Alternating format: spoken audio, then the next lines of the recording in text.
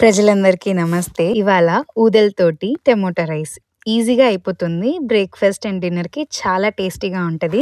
ఖచ్చితంగా ట్రై చేయండి. దీనికి ఒక కప్ ఊదల్ని నేను నైటే నానబెట్టుకున్నాను. నార్మల్‌గా మిల్లెట్స్ తీసుకున్నప్పుడు 4-8 గంటల వరకు నానబెట్టుకోవాలి. ఇప్పుడు ఒక కుక్కర్‌లో 2 స్పూన్ ఆయిల్ వేసి దీంట్లో కొంచెం సోంపు, 2 పచ్చిమిరపకాయలు, 2 ఉల్లిపాయలు, ఇంకా చిన్న టమోటా కాబట్టి నేను ఒక 3 టమోటాస్ వేసుకొని ఇప్పుడు తగినంత ఉప్పు, పసుపు, అల్లం వెల్లుల్లి పేస్ట్, ఇంకా కొంచెం కారం పొడి వేసి బాగా మిక్స్ అయిన తర్వాత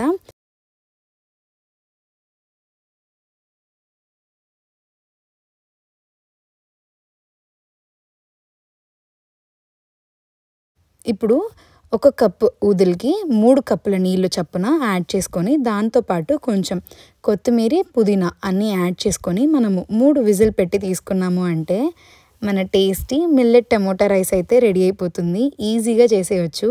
ఖచ్చితంగా ట్రై చేయండి. నెక్స్ట్ ఏం రెసిపీ చేయాలో కూడా కమెంట్ చేయండి. సరే మరి తిందాం బ్రహ్మాండంగా, జీవిద్దాం ఆరోగ్యంగా. బాయ్.